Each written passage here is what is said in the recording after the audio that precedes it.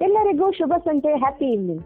Inspire India wealth private limited ಪರವಾಗಿ ನಮ್ಮ ಎಲ್ಲಾ ಹೂಡಿಕೆದಾರರಿಗೆ ಇಂದಿನ ಮಾರ್ಕೆಟ್ ಔಟ್ಲುಕ್ ಕಾನ್ ಕಾಲ್ಗೆ ಹಾರ್ದಿಕ ಸ್ವಾಗತ, ಸುಸ್ವಾಗತ.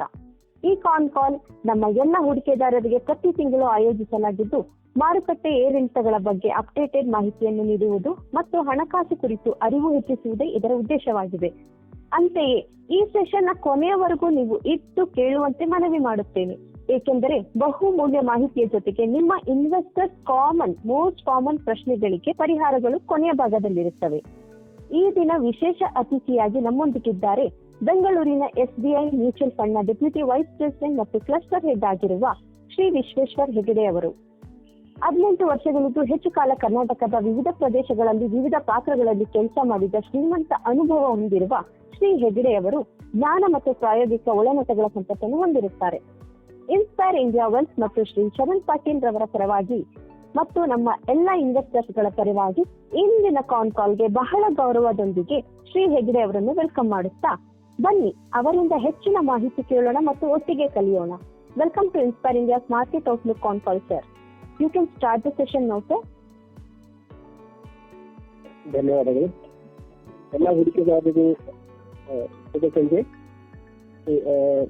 ಎಲ್ಲರೂ ಇನ್ಸ್ಪೈರ್ ಇಂಡಿಯಾದ ಸಲಹೆ ಮೇರೆಗೆ ಆಲ್ರೆಡಿ ಮ್ಯೂಚುವಲ್ ಫಂಡ್ಗಳಲ್ಲಿ ಹೂಡಿಕೆ ಮಾಡಿರ್ತೀರಿ ಅಂತ ಅನ್ಕೊಳ್ತಾ ಈ ಕಾಲನ್ನ ನಾನು ಶುರು ಮಾಡ್ತೇನೆ. ಮೊದಲಿಗೆ ಎಲ್ರಿಗೂ ದಸರಾ ಹಾಗೂ ದೀಪಾವಳಿ ಹಬ್ಬದ ಹಾರ್ದಿಕ ಶುಭಾಶಯಗಳು. ಈ ಶುಭ ಸಂದರ್ಭದಲ್ಲಿ ಎಲ್ಲ ಹೂಡಿಕೆದಾರರು ಏನನ್ನ ಅಪೇಕ್ಷಿಸಬೇಕು, ಏನನ್ನ ಎದುರು ನೋಡ್ಬೇಕು, ಅಥವಾ ಆಲ್ರೆಡಿ ಹೂಡಿಕೆ ಮಾಡಿದವರಿಗೆ ಏನು ಅನುಭವ ಆಗಿದೆ, ಮುಂದೆ ಅದು ಏನಾಗ್ಲಿಕ್ಕಿದೆ ಅನ್ನೋದನ್ನ ಸ್ವಲ್ಪದರಲ್ಲಿ ನಾನು ತಿಳಿಸ್ಕೊಡ್ತೇನೆ. ಸೊ ಇವಾಗ ಏನಾಗಿದೆ, ಕೋವಿಡ್ ನಂತರದಲ್ಲಿ ಶೇರ್ ಮಾರುಕಟ್ಟೆಗಳು ತುಂಬಾ ವೇಗವನ್ನು ಪಡೆದುಕೊಳ್ತು. ಬ್ಯಾಂಕ್ ಎಲ್ಲ ಫಿಕ್ಸ್ಡ್ ಡೆಪಾಸಿಟ್ ರೇಟ್ಗಳು ತುಂಬಾ ಕಡಿಮೆ ಆಗ್ತಾ ಹೋಯ್ತು. ಬ್ಯಾಂಕ್ಗಳಲ್ಲಿ ತುಂಬಾ ಹಣ ಲಿಕ್ವಿಡಿಟಿ ಅಂತ ನಾವೇನು ಹೇಳ್ತೀವಿ, ಲಿಕ್ವಿಡಿಟಿ ತುಂಬಾ ಜಾಸ್ತಿ ಆಗಿತ್ತು. ಸೊ ಬ್ಯಾಂಕ್ಗಳಿಗೆ FDಗಳ ಅವಶ್ಯಕತೆ ಅಷ್ಟೊಂದಾಗಿ ಇರಲಿಲ್ಲ. ಯಾಕಂದ್ರೆ ಕೋವಿಡ್ ನಂತರದ ದಿನಗಳಲ್ಲಿ ಅವರಿಗೆ ನ್ಯಾಚುರಲಿ ಬೇಕಾದ ಫಂಡ್ಸ್ ಅಲ್ಲಿಂದ ತಾನೇ ತುಂಬಾ ಜನ ಇನ್ವೆಸ್ಟ್ ಮಾಡ್ಕೊಂಡು FDಗಳಲ್ಲಿ ಹೂಡಿಕೆ ಮಾಡಿದ್ರು. ಸೊ ಬ್ಯಾಂಕ್ಗಳಲ್ಲಿ ತುಂಬಾ ಹಣ ಸರ್ಪ್ಲಸ್ ಆಗಿ ಉಳಿತು. ಸೊ ಯಾರು ಅಷ್ಟೊಂದು ಸಾಲ ಇದನ್ನ ತಗೊಂಡಿಲ್ಲ, ಬಿಸ್ನೆಸ್ಗಳಾಗಲಿ ಕೂಡ business also started borrowing. So ಹೀಗಿರುವಾಗ ಏನಾಯ್ತು, ಬ್ಯಾಂಕ್ FD ರೇಟ್ಗಳೆಲ್ಲ ಕಡಿಮೆ ಆಯ್ತು. ಆಮೇಲೆ ಶೇರ್ ಮಾರುಕಟ್ಟೆಗಳು ಹಣ ಡೈವರ್ಟ್ ಆಗ್ಲಿಕ್ಕೆ ಶುರು ಆಯಿತು. ಸೊ ತಾವುಗಳು ಸಾಕಷ್ಟು ಹಣವನ್ನ ಲಾಸ್ಟ್ 4-5 ವರ್ಷದಲ್ಲಿ ಶೇರು ಮಾರುಕಟ್ಟೆಯಲ್ಲಿ ಹೂಡಿಕೆ ಮಾಡಿರ್ಬೋದು. ಲಂಸಮ್ ಮ್ಯೂಚುವಲ್ ಫಂಡ್ ಮೂಲಕ ಮಾಡಿರ್ಬೋದು, ಡೈರೆಕ್ಟ್ ಆಗಿ ಶೇರ್ ಮಾರ್ಕೆಟ್ ಅಲ್ಲಿ ಹಾಕಿರ್ಬೋದು, ಅಥವಾ SIP ಮೂಲಕ ಹೂಡಿಕೆ ಮಾಡಿರ್ಬೋದು.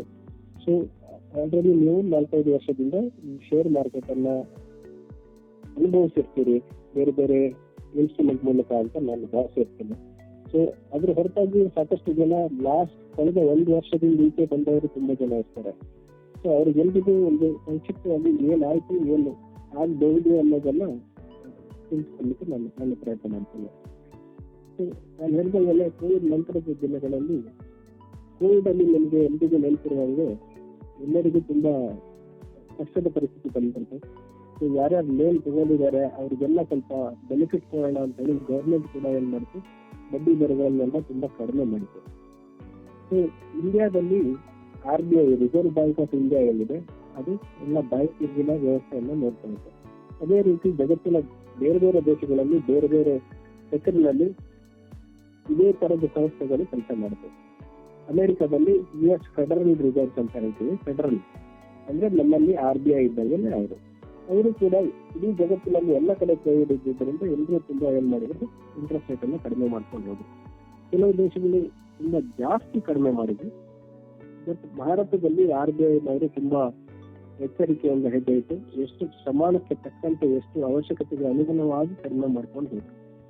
ಬಟ್ ನಂತರದ ದಿನಗಳಲ್ಲಿ ಏನಾಯ್ತು, ಕೋವಿಡ್ ನಿಧಾನವಾಗಿ ನಯ ಆಯ್ತು, ಜೀವನ ಸ್ಥಿತಿ ಸಹಜ ಸ್ಥಿತಿಗೆ ಬಂತು. ಸೊ ಆವಾಗ ಏನಾಯ್ತು, ತುಂಬಾ ಈ ಬಡ್ಡಿ ದರಗಳನ್ನೆಲ್ಲ ಕಮ್ಮಿ ಮಾಡಿ ಹಣವನ್ನೆಲ್ಲ ತುಂಬಾ ಸಹಜವಾಗಿ ತುಂಬಾ ಈಸಿಯಾಗಿ ಸಿಗೋ ತರ ಏನು ವ್ಯವಸ್ಥೆ ಮಾಡಿದ್ರು ಎಲ್ಲ ದೇಶದ ರಿಸರ್ವ್ ಬ್ಯಾಂಕ್ಗಳು, ಅವರು ಅದನ್ನ ವಾಪಸ್ ತಿರ್ಗಾ ಸರಿ ಜಾಸ್ತಿ ಮಾಡ್ಕೊಂಡು ಹೋಗೋಕೆ ಶುರು ಮಾಡಿ. ಸೊ ಅಂದ್ರೆ ಏನಾಯ್ತು, ಎಲ್ಲ ಬಡ್ಡಿ ದರಗಳನ್ನ ಹೆಚ್ಚು ಮಾಡ್ಲಿಕ್ಕೆ ಶುರು ಮಾಡಿ.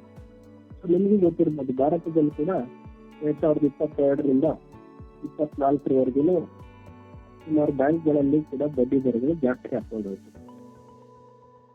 ಎಲ್ಲ ದೇಶಗಳು ಒಂದೇ ತರನಾಗಿ ಜಾಸ್ತಿ ಮಾಡ್ಕೊಂಡು ಹೋದ್ರು. ಬಟ್ ಇದೇನಾಗುತ್ತೆ, ಇದೆಲ್ಲದಕ್ಕೂ ಮೂಲ ಏನಾಗುತ್ತೆ ಅಂದ್ರೆ ಅಮೆರಿಕದ US ಫೆಡರಲ್, ಅಮೆರಿಕದ ರಿಸರ್ವ್ ಬ್ಯಾಂಕ್ ಏನಿದೆ, ನಾವು ಭಾರತದಲ್ಲಿ RBI ಅಂತ ಹೇಳ್ತೀವಿ, ಅದೇ ತರ US ಅಲ್ಲಿ US ಫೆಡರಲ್ ರಿಸರ್ವ್, ಅವ್ರು ಯಾವ ತರ ಹೆಜ್ಜೆಗಳನ್ನು ಇಡ್ತಾರೋ ಅದೇ ತರನಾಗಿ ಜಗತ್ತಿನ ತುಂಬಾ ದೇಶಗಳು ಅದನ್ನೇ ಪಾಲಿಸ್ಕೊಂಡು ಹೋಗ್ತವೆ, ಅದೇ ದಿಕ್ಕಿನಲ್ಲಿ ನಡ್ಕೊಂಡು ಹೋಗ್ತವೆ. ಈಗ US ಅವರು ಕಡಿಮೆ ಮಾಡ್ಕೊಂಡೋದು, ಭಾರತದವರು ಕಡಿಮೆ ಮಾಡ್ತಾರೆ, ತುಂಬಾ ದೇಶಗಳು ತುಂಬಾ ಕಡಿಮೆ ಮಾಡ್ಕೊಂಡು ಹೋಗ್ತಾರೆ. ಒಂದ್ ವೇಳೆ ಅವರು ಬಡ್ಡಿ ದರಗಳನ್ನ ಜಾಸ್ತಿ ಮಾಡ್ಕೊಂಡು ಹೋದಾಗ ಏನಾಗುತ್ತೆ, ಜಗತ್ತಿನ ಇತರ ರಾಷ್ಟ್ರಗಳು ಕೂಡ ಅದೇ ದಿಕ್ಕಿನಲ್ಲಿ ಮುಂದುವರಿಯುತ್ತೆ.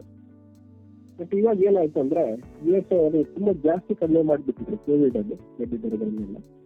ಸೊ ಅವರು ಮತ್ತೆ ಅದನ್ನ ಸರಿಪಡಿಸೋಕ್ಕೋಸ್ಕರ ತುಂಬಾ ಜಾಸ್ತಿ ಹೆಚ್ಚು ಮಾಡ್ಕೊಂಡು ಹೋಗ್ತಾರೆ.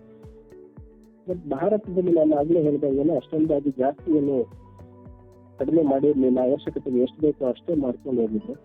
ಸೊ ಭಾರತದವರು ಮತ್ತೆ ತಿರ್ಗಾ ಎಷ್ಟು ಹೆಚ್ಚು ಮಾಡಬೇಕೋ ಅಷ್ಟೇ ಹೆಚ್ಚು ಮಾಡ್ಕೊಂಡು ಬಂದ್ರು. ಸೊ ನಿಮ್ಗೆಲ್ಲ ಗೊತ್ತಿರುವಾಗ ಬಡ್ಡಿ ದರಗಳನ್ನು ಹೆಚ್ಚಾಗಿರೋದನ್ನ ನೋಡ್ಬೇಕು. ಸೊ ಬಟ್ ಅಮೆರಿಕದಲ್ಲಿ ತುಂಬಾ ಜಾಸ್ತಿ ಕಮ್ಮಿ ಮಾಡಿದ್ರಿಂದ ಅವರು ತುಂಬಾ ಜಾಸ್ತಿ ಮತ್ತೆ ಹೆಚ್ಚು ಮಾಡಿದ್ರು.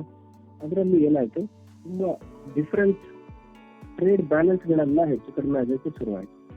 ಸೊ ಎಲ್ಲರೂ ಒಂದೇ ದಿಕ್ಕಿನಲ್ಲಿ ಹೇಗೆ ಸಾಕ್ತಾ ಇದ್ರು ನಾನು ಹೇಳಿದಂಗೆ, ಏನು ಒಂದು ಪ್ಯಾರಿಟಿ ಇತ್ತು ಅದು ಸ್ವಲ್ಪ ಚೈನ್ ಕೊಂದು ತಪ್ಪಿತು. ಕೆಲವು ದೇಶಗಳು ಜಾಸ್ತಿ ಮಾಡ್ತಾ ಇದ್ರೆ, ಕೆಲವು ದೇಶಗಳು ಬಡ್ಡಿ ದರವನ್ನ ಕಮ್ಮಿ ಮಾಡಕ್ ಶುರು ಮಾಡಿದ್ರು. ಸೊ ಈ ತರ ಆಗಿ ಜಗತ್ತಿನಲ್ಲಿ ಏನಾಯ್ತು, ಟ್ರೇಡ್ ಇಂಬ್ಯಾಲೆನ್ಸ್ ಸ್ಟಾರ್ಟ್ ಆಯ್ತು. ಈ ಟ್ರೇಡ್ ಇಂಬ್ಯಾಲೆನ್ಸ್ ಸ್ಟಾರ್ಟ್ ಆಗಿದ್ದು ಜಾಸ್ತಿ ಆಗಿ ರೀಸೆಂಟ್ ಆಗಿ ಟ್ರಂಪ್ ಅವರು ಅಧಿಕಾರ ಸ್ವೀಕರಿಸಿಕೊಂಡ್ರು ಅಮೆರಿಕದಲ್ಲಿ ಒಂದು 6 ತಿಂಗಳ ಹಿಂದೆ. ನಿಮ್ಗೆಲ್ಲ ಗೊತ್ತೇ ಇರುತ್ತೆ, 6 ತಿಂಗಳ ಹಿಂದೆ. ಸೊ ಟ್ರಂಪ್ ಅಧಿಕಾರಕ್ಕೆ ಬಂದಾಗ ಏನ್ ಹೇಳಿದ್ರು, ನಾನು ಎಲ್ಲ ದೇಶದ ಮೇಲೆ ಸುಂಕ ವಿಧಿಸ್ತೇನೆ, ಯಾರ್ಯಾರು ಅಮೆರಿಕದಲ್ಲಿ ವಹಿವಾಟು ವ್ಯಾಪಾರಗಳನ್ನ ಮಾಡ್ಲಿಕ್ಕೆ ಉದ್ದೇಶ ಪಡ್ತಾರೋ ಅವರೆಲ್ಲದ್ರ ಮೇಲೆ ಅಡಿಷನಲ್ ಟ್ಯಾರಿಫ್ ಅಂದ್ರೆ ಸುಂಕ ಜಾಸ್ತಿ ಮಾಡ್ತೇನೆ, ಟ್ಯಾಕ್ಸ್ ಅನ್ನು ಜಾಸ್ತಿ ಮಾಡ್ತೇನೆ ಅಂತ ಹೇಳಿದ್ರು. ಸೊ ಯಾಕೆ ಹೇಳಿದ್ರು ಅದನ್ನ? ಯಾಕಂದ್ರೆ ಈ ಟ್ರೇಡ್ ಇಂಬ್ಯಾಲೆನ್ಸ್ ಅಂತ ಏನು ಕ್ರಿಯೇಟ್ ಆಗಿತ್ತಲ್ಲ, ಈ ಟ್ರೇಡ್ ಇಂಬ್ಯಾಲೆನ್ಸ್ ಎಲ್ಲ ಸರಿದೂಗಿಸ್ಬೇಕಿತ್ತು ಅವರಿಗೆ. ಸೊ ಅಮೆರಿಕದಲ್ಲಿ ಏನಾಗಿದೆ, ನಿಮ್ಗೆಲ್ರಿಗೂ ಗೊತ್ತಿದೆ, ಅಮೆರಿಕದಲ್ಲಿ ಎಲ್ಲರೂ ಖರ್ಚು ಮಾಡೋದು ಜಾಸ್ತಿ, ಹೂಡಿಕೆ ಮಾಡೋದು ಕಮ್ಮಿ. ಯಾವ್ದ್ರ ಮೇಲಾದ್ರೂ ಹೂಡಿಕೆ ಮಾಡೋದು ಅಂದ್ರೆ ಕಮ್ಮಿ. ಅವರು ಸ್ಪೆಂಡಿಂಗ್ ಫ್ರೀ ಅಂತ ಹೇಳ್ತೀವಿ ನಾವು ಇಂಗ್ಲಿಷ್ನಲ್ಲಿ. ಅವ್ರು ಖರ್ಚು ಮಾಡೋದೇ ಜಾಸ್ತಿ. ಕ್ರೆಡಿಟ್ ಅನ್ನೋ ಜೀವನ ನಡೆಸ್ಬಿಡ್ತಾರೆ, ಎಲ್ಲರ ಹತ್ರನೂ ಕ್ರೆಡಿಟ್ ಕಾರ್ಡ್ ಇರುತ್ತೆ. ಸೊ ಅವರು ಅಲ್ಲಿ ಮ್ಯಾನುಫ್ಯಾಕ್ಚರಿಂಗ್ ಅವ್ರದ್ದು ತುಂಬಾ ಕಮ್ಮಿ ಇದೆ. ಯಾವುದೇ ದೇಶಗಳಿಗೆ ಕಂಪೇರ್ ಮಾಡಿದ್ರೆ, ಇಂಡಿಯಾ ಕಂಪೇರ್ ಮಾಡಿದ್ರು ಅವ್ರದ್ದು ಮ್ಯಾನುಫ್ಯಾಕ್ಚರಿಂಗ್ ಇಕಾನಮಿ ಇಲ್ಲವೇ ಇಲ್ಲ ಅವ್ರದ್ದು. ಚೈನಾದವ್ರದ್ದು ಮ್ಯಾನುಫ್ಯಾಕ್ಚರಿಂಗ್ ಇಕಾನಮಿ. ಚೈನಾದವರು ತುಂಬಾ ಹೂಡಿಕೆ ಮಾಡ್ತಾರೆ, ಅದೇ ತರ ಖರ್ಚನ್ನು ಮಾಡ್ತಾರೆ. ಬಟ್ ಇಂಡಿಯಾದಲ್ಲಿ ಏನಿದೆ, ಅಷ್ಟೊಂದು ಖರ್ಚು ಮಾಡಲ್ಲ, ಹೂಡಿಕೆನೂ ಮತ್ತೆ ಸೇವಿಂಗ್ಸ್ ಅನ್ನು ಮಾಡ್ಕೊಂಡು ಬಂದು ಈಗೇನಾಯ್ತು, over a period of time ಈ ಟ್ರೇಡ್ ಇಂಬ್ಯಾಲೆನ್ಸ್ ಅಂತ ಏನ್ ಹೇಳ್ತೀವಿ ಅದು ಜಾಸ್ತಿ ಆಗಿ ಅಮೆರಿಕಕ್ಕೆ ಸುಂಕ ವಿಧಿಸದೆ ಬೇರೆ ದಾರಿ ಇಲ್ಲ ಅನ್ನೋ ತರ ಆಯ್ತು. ಸೊ ಅದನ್ನ ಈ ಟ್ರೇಡ್ ಇಂಬ್ಯಾಲೆನ್ಸ್ ಅನ್ನ ಸರಿ ಮಾಡ್ಲಿಕ್ಕೆ ಟ್ರಂಪ್ ಬಂದ್ಮೇಲೆ ಸುಂಕ ವಿಧಿಸಿತ್ತು. ಸುಂಕ ವಿಧಿಸಿದಾಗ ಏನಾಯ್ತು, ಇಡೀ ಜಗತ್ತಿನ ಒಂದು ವ್ಯಾಪಾರ ವ್ಯವಸ್ಥೆ ಏನಿದೆ ಅದು ಅಲ್ಲೇ ಆಯ್ತು. ಅದು ಇನ್ನೂ ಮುಂದುವರಿತಾ ಇದೆ. ಇನ್ನೂ ಸ್ವಲ್ಪ ಸಮಯ ಈ ಒಂದು ಕನ್ನಡ ಸ್ಥಿತಿ ಅನ್ಸರ್ಟನಿಟಿ ಅಂತ ಹೇಳ್ತೀವಿ, ಅದು ಮುಂದುವರಿಯಬಹುದು. ಯಾಕಂದ್ರೆ ಒಂದ್ಸಲ ಏನೋ ಒಂದು ವ್ಯವಸ್ಥೆ ತುಂಬಾ ವರ್ಷದಿಂದ ನಡ್ಕೊಂಡ್ ಬಂದಿದೆ, ಅದು ಒಂದು ಸಡನ್ ಆಗಿ ಚೇಂಜ್ ಆಗುತ್ತೆ, ಏನೋ ಒಂದು ಪರಿವರ್ತನೆ ಬಂದಿದೆ ಅಂದಾಗ ಅದಕ್ಕೆಲ್ಲ ಹೊಂದಿಕೊಳ್ಳಿಕ್ಕೆ ಒಂದು ಸ್ವಲ್ಪ ಟೈಮ್ ಆಗುತ್ತೆ. ಬಿಸ್ನೆಸ್ ಕಂಪನಿಗಳಿಗೆ ಅಥವಾ ಯಾವುದೇ ಒಂದು ಮ್ಯಾನುಫ್ಯಾಕ್ಚರಿಂಗ್, ಇಂಡಿಯಾದಲ್ಲಿ ಮ್ಯಾನುಫ್ಯಾಕ್ಚರಿಂಗ್ ಮಾಡಿ USA ಎಕ್ಸ್ಪೋರ್ಟ್ ಮಾಡ್ತಾ ಇದ್ರೆ ಅವ್ರ ಮೇಲೆ ಸಡನ್ ಆಗಿ ಜಾಸ್ತಿ ಸುಂಕ ವಿಧಿಸುವಾಗ ಏನಾಗುತ್ತೆ, ಅದನ್ನೆಲ್ಲ ಸರಿದೂಗಿಸ್ಕೊಂಡು ಮತ್ತೆ ವಾಪಸ್ ಒಂದು ಕಾಂಪಿಟೇಟಿವ್ನೆಸ್ ಗೆ ಬರ್ಲಿಕ್ಕೆ ಒಂದು ಚೂರು ಟೈಮ್ ಆಗುತ್ತೆ. ಸೊ ಇವಾಗ ನಾವು ಆ ಪರಿಸ್ಥಿತಿಯಲ್ಲಿ ಇದ್ದೀವಿ. ಸೊ ಇದರಿಂದ ಆಚೆ ಬರೋದು ಹೇಗೆ? ಸೊ ಈಗ ಭಾರತದ ಮೇಲೆ 50% ಸುಂಕ ವಿಧಿಸ್ತೀವಿ. ಸೊ ಭಾರತದ ಬಿಸ್ನೆಸ್ಗಳೆಲ್ಲ ತೊಂದರೆಗೀಡಾಗಿದೆ. ಸೊ ಇದನ್ನ ಸರಿ ಮಾಡೋದು ಹೇಗೆ ಅಂತ ನಮ್ಮ ದೇಶದ ಗವರ್ಮೆಂಟ್, ನಮ್ಮ ದೇಶದ ಹಣಕಾಸು ತಜ್ಞರು ಎಲ್ಲರೂ ಕೂತ್ಕೊಂಡು ಅದ್ರ ಮೇಲೆ ಕೆಲಸ ಮಾಡಿದ್ದಾರೆ. ಹೇಗೆ ಹೌ ಟು ಬಿ ಕಾಂಪಿಟೇಟಿವ್. ಅಮೆರಿಕದವರು ನಮ್ಮ ಮೇಲೆ ಸುಂಕ ವಿಧಿಸಿದಾಗ ನಮ್ಮ ಬಿಸ್ನೆಸ್, ನಮ್ಮ ದೇಶದ ಕಂಪನಿಗಳು ಕೂಡ ಹೇಗೆ ಅಲ್ಲಿ ಕಾಂಪಿಟೇಟಿವ್ ಆಗಿ ವರ್ಕ್ ಮಾಡಬಹುದು, ನಮ್ಮ ಪ್ರಾಡಕ್ಟ್ಗಳು ಅಲ್ಲಿ ಅಟ್ರಾಕ್ಟಿವ್ ಆಗಿ ಹೇಗೆ ಕಾಣಿಸ್ಬೇಕು, ಹೇಗೆ ಸಿಗ್ಬೋದು ಅಂತ. ಸೊ ಆ ನಿಟ್ಟಿನಲ್ಲಿ ತುಂಬಾ ವಿಧದಲ್ಲಿ ಕೆಲಸಗಳು ನಡೀತಾ ಇದೆ. ಸೊ ನಮ್ಮ ಪ್ರೈಮ್ ಮಿನಿಸ್ಟರ್ ಅವರು ಹೇಳಿದಂಗೆ ಸ್ವದೇಶಿ ವಸ್ತುಗಳ ಮೇಲೆ ಜಾಸ್ತಿ ಫೋಕಸ್ಗಳನ್ನ ಮಾಡಿ ಅಂತ ಪ್ರಮೋಟ್ ಮಾಡ್ತಿದ್ದಾರೆ. ಒಂದು ಅದರ್ ಸೈಡ್ ಈಗ ಇಂಟ್ರೆಸ್ಟ್ ರೇಟ್ಗಳನ್ನು ಕೂಡ ಕಮ್ಮಿ ಮಾಡ್ತಾ ಇದ್ದಾರೆ. RBI ನೀವು ನೋಡಿರ್ಬೋದು, ಒಂದ್ 2 ತಿಂಗಳ ಹಿಂದೆ ಸ್ವಲ್ಪ ಇಂಟ್ರೆಸ್ಟ್ ರೇಟ್ಗಳನ್ನು ಕಮ್ಮಿ ಆಯ್ತು. ಸೊ ಇವಾಗ ಮತ್ತೆ ಮುಂದುವರೆದು ಕೂಡ ನೆಕ್ಸ್ಟ್ ಇನ್ನೊಂದು 2 ತಿಂಗಳಲ್ಲಿ ಕೂಡ ಮತ್ತೆ ಬಡ್ಡಿ ದರಗಳು ಮತ್ತೆ ಕಮ್ಮಿ ಆಗ್ಬೋದು ಅಂತ ಒಂದು ಆಶಯ ಇದೆ, ಎಲ್ಲ ಎಕ್ಸ್ಪೆಕ್ಟೇಷನ್ ಅದೇ ಇದೆ. ಸೊ ಆಗ ಏನಾಗುತ್ತೆ, ಮತ್ತೆ FD ರೇಟ್ಗಳು ತುಂಬಾ ಕಮ್ಮಿ ಬರ್ಲಿಕ್ಕೆ ಇದೆ ಅನ್ನೋ ಸೂಚನೆ ಅಂತೂ ಸಿಗ್ತಾ ಇದೆ ಈಗ ಆಲ್ರೆಡಿ. ಸೊ ಯಾಕೆ ಹಾಗಾಗ್ತದೆ, ಮತ್ತೆ ಹಣ ಸುಲಭವಾಗಿ ಸಿಗ್ಲಿ, ಬಿಸ್ನೆಸ್ ಗಳಿಗೆ ಅನುಕೂಲ ಆಗ್ಲಿ. ಆಲ್ರೆಡಿ ಟ್ಯಾರಿಫ್ ವಿಧಿಸಿದ್ದಾರೆ, ಅದನ್ನ ಸರಿದೂಗಿಸ್ಲಿಕ್ಕೆ ಸ್ವಲ್ಪ ಇಲ್ಲಿ ಅವರಿಗೆ ಉತ್ತೇಜನ ಕೊಡೋಣ, ಬಿಸ್ನೆಸ್ ಕಂಪನಿಗಳಿಗೆ, ಬಿಸ್ನೆಸ್ ಹೌಸ್ಗಳಿಗೆ ಸ್ವಲ್ಪ ಕಡಿಮೆ ದರದಲ್ಲಿ ಬಡ್ಡಿ ಇದಕ್ಕೆ ಹಣ ಸಿಗ್ಲಿ ಅನ್ನೋ ಉದ್ದೇಶದಿಂದ ಇಲ್ಲಿ ಕೂಡ ಇಂಟ್ರೆಸ್ಟ್ ರೇಟ್ಗಳನ್ನು ಕಡಿಮೆ ಮಾಡ್ತಾ ಇದ್ದಾರೆ. ಸೊ ಅದಾದ್ಮೇಲೆ ಮತ್ತೇನ್ ಮಾಡಿದ್ರು, GST ಅನ್ನ ಕಟ್ ಮಾಡಿದ್ರು. ಸೊ ತುಂಬಾ ವಸ್ತುಗಳ ಮೇಲೆ ಬೆಲೆಗಳು ತುಂಬಾ ಕಡಿಮೆ ಆಗಿದೆ ಇವಾಗ. ಸೊ ಇದರಿಂದ ಏನಾಗುತ್ತೆ, ಸ್ವದೇಶಿ ಕೊಂಡುಕೊಳ್ಳುವಿಕೆ ಅಥವಾ ಕನ್ಸಂಪ್ಷನ್ ಏನಿದೆ, ಈ ಕನ್ಸಂಪ್ಷನ್ ಮೇಲೆ ತುಂಬಾ ಇಂಪ್ರೂವ್ಮೆಂಟ್ಸ್ ಬರುತ್ತೆ ಫ್ಯೂಚರ್ ಅಲ್ಲಿ. ಇದ್ರ ಹೊರತಾಗಿ ಮತ್ತೇನ್ ಮಾಡಿದ್ರು, ಇನ್ಕಮ್ ಟ್ಯಾಕ್ಸ್ ಅಲ್ಲಿ ರಿಬೇಟ್ ಕೊಟ್ಟರು, ಇನ್ಕಮ್ ಟ್ಯಾಕ್ಸ್ ಸ್ಲ್ಯಾಬ್ ಅಲ್ಲಿ ಚೇಂಜ್ ಮಾಡಿದ್ರು. ತುಂಬಾ ಜನ ಸ್ಯಾಲರಿ ಪರ್ಸನ್ಗಳಿಗೆ ಇವರಿಗೆಲ್ಲ ತುಂಬಾ ಈ ವರ್ಷದಲ್ಲಿ ತುಂಬಾ ಅನುಕೂಲ ಆಯ್ತು. ಇದೆಲ್ಲ ಏನಾಗುತ್ತೆ, ಸೆಲ್ಫ್ ಹೋಲ್ಡಿಂಗ್ ಸ್ಪೆಂಡಿಂಗ್ ಅನ್ನ ಜಾಸ್ತಿ ಮಾಡುತ್ತೆ.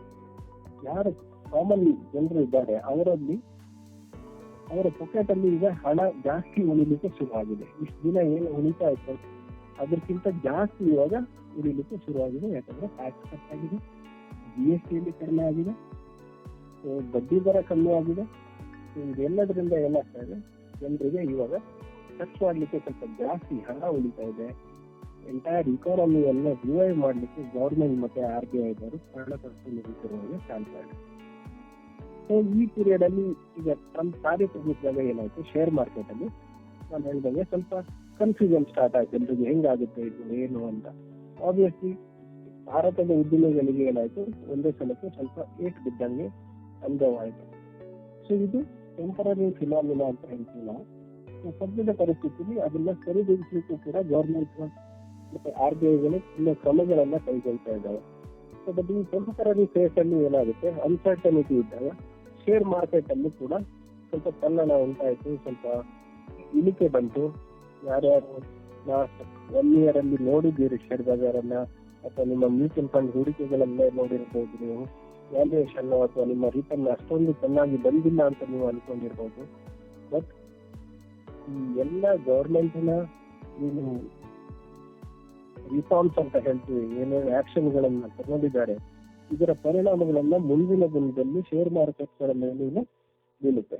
ಸೊ ಪಾಸಿಟಿವ್ ಆಗಿ ಪರಿಣಾಮ ಉಂಟಾಗೋದ್ರಿಂದ ಮುಂದಿನ ದಿನಗಳಲ್ಲಿ ಇಕಾನಮಿ ಮತ್ತೆ ಉತ್ತಮವಾದಾಗ ಡೆಫಿನೆಟ್ಲಿ ಶೇರ್ ಬಾಜಾರ್ ಕೂಡ, ಶೇರ್ ಮಾರ್ಕೆಟ್ ಕೂಡ ಮೇಲೋಗುತ್ತೆ. ಶೇರ್ ಮಾರ್ಕೆಟ್ ಮೇಲೋದಾಗ ನಿಮ್ಮ ಮ್ಯೂಚುವಲ್ ಫಂಡ್ಗಳಲ್ಲಿ ಮಾಡಿರೋ ಹೂಡಿಕೆ ಕೂಡ ಉತ್ತಮ ರಿಟರ್ನ್ ಕೊಡುತ್ತೆ. ಬಟ್ ಈ 1 ವರ್ಷದಲ್ಲಿ ಯಾರ್ಯಾರು SIP ಮಾಡಿದಿರೋ ಅಥವಾ ಯಾರ್ಯಾರು ಹೂಡಿಕೆ ಮಾಡ್ತಾ ಇದ್ದೀರೋ ಅವ್ರಿಗೆಲ್ಲ ಇದೊಂದು ಉತ್ತಮ ಅವಕಾಶ ಅಂತಾನೆ ಹೇಳ್ಬೋದು. ಇವಾಗ ನಾರ್ಮಲಿ ಎಲ್ಲ ಆನ್ಲೈನ್ ಪ್ಲಾಟ್ಫಾರ್ಮ್ಗಳೆಲ್ಲ ದೀಪಾವಳಿ ಅಥವಾ ದಸರಾದಲ್ಲಿ ಸೇಲ್ ಬಿಡ್ತವೆ.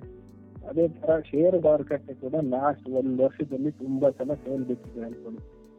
ನಿಮ್ಮ SIP ಅನ್ನ ಕಂಟಿನ್ಯೂ ಮಾಡಿ, ಮತ್ತೆ ಯಾವ್ಯಾವ್ದು ಮಾರ್ಕೆಟ್ ಬಿದ್ದಿದೆ ಹಾಗೆಲ್ಲ ಸ್ವಲ್ಪ ನಿಮ್ಮ ಹತ್ರ ಹಣ ಉಳ್ಕೋಬೇಕಾದ್ರೆ ಟಾಪ್ ಅಪ್ ಮಾಡಿ, ಅಡಿಷನಲ್ ಇನ್ವೆಸ್ಟ್ಮೆಂಟ್ ಗಳನ್ನ ಮಾಡಿ.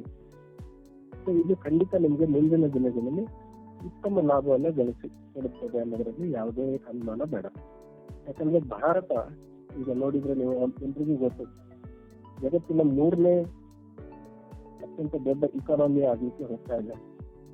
ಈ ಪ್ರಾಬೆಬಲಿ ಈಗ 30 ವರ್ಷದ ಹಿಂದೆ ಚೈನಾ ಹೇಗಿತ್ತು ಅಥವಾ 50 ವರ್ಷದ ಹಿಂದೆ ಅಮೆರಿಕದ ಇಕಾನಮಿ ಹೇಗಿತ್ತು ಆ ಸ್ಥಿತಿಯಲ್ಲಿ ನಾವಿದ್ದೇವೆ.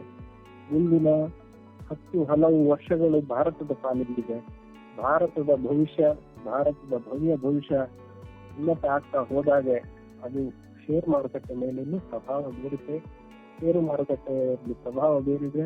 ನಿಮ್ಮ ಮ್ಯೂಚುವಲ್ ಫಂಡ್ ಹೂಡಿಕೆಗಳು ಕೂಡ ತುಂಬಾ ಉತ್ತಮ ಗಳಿಕೆಯನ್ನು ಕೊಡ್ತಿದೆ.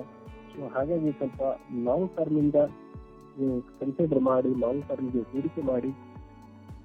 ಸದ್ಯದ ಈ ಫ್ಲಕ್ಚುಯೇಷನ್ಸ್ ಅಂತ ಏನು ಹೇಳ್ತೀವಿ ಅದ್ರ ಬಗ್ಗೆ ಜಾಸ್ತಿ ತಲೆ ಕೆಡಿಸ್ಕೊಳ್ಳದೆ ಇದನ್ನ ಒಂದು ಹೂಡಿಕೆ ಮಾಡ್ಲಿಕ್ಕೆ ಒಂದು ಉತ್ತಮವಾದ ಅವಕಾಶ ಅಂತ ಕನ್ಸಿಡರ್ ಮಾಡಿ.